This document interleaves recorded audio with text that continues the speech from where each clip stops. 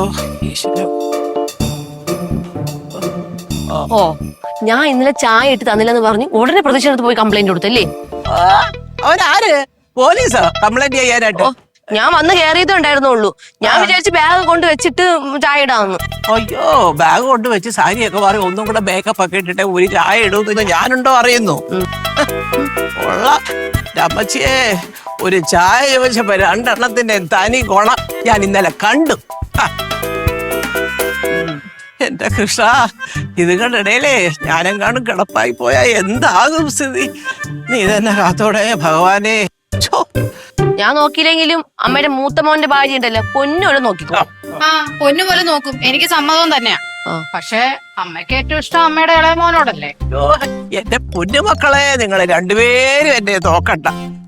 എന്നെ ഞാൻ തന്നെ നോക്കിക്കോളാം. അതിനുള്ള ഏർപ്പാടൊക്കെ ഞാൻ ചെയ്തു വെച്ചിരിക്കുക. കൃഷ്ണ, എന്റെ ദൈവമേ, ഓ, നല്ല ഒരു ഫ്ലാറ്റ് ബുക്ക് ചെയ്ത് ഞാൻ വെച്ചിട്ടുണ്ട്. അവിടെ പോയി സുഖമായിട്ട് കഴിയും. എവിടെ? എന്താ മനുഷ്യന്റെ പേര്? കോരാ കിഴക്കേടം. അതെ, ഈ വൃദ്ധന്മാർക്ക് വേണ്ടി ഒരു വൃദ്ധസദനം പോലെ അദ്ദേഹം കുറച്ച് ഫ്ലാറ്റ് കെട്ടിയിട്ടുണ്ട്. ഭഗവാനെ, ഞാനും ഒരു ഫ്ലാറ്റ് അവിടെ ബുക്ക് ചെയ്തു. സ്വസ്ഥമായിട്ട് കഴിഞ്ഞോളാം. Super flat. കണ്ടാ അത് ഊഹിക്കാലോ അല്ലേ കൊച്ചമ്മ? കണ്ടതൊക്കെ ബഹുകരമായല്ലോ. അമ്മ എങ്ങോട്ടും പോകുന്നില്ല. വന്നാ ഇതോനെ. അമ്മയുടെ അവസാന കാലം വരെ ഞങ്ങള് രണ്ട് മക്കളും അമ്മയുടെ കൂടെ തന്നെ ഉണ്ടാകും.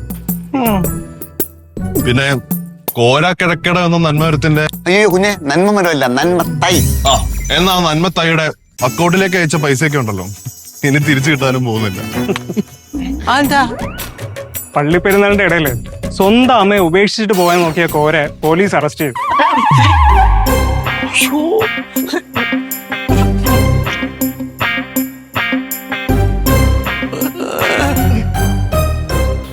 പത്രത്തിലുണ്ട്.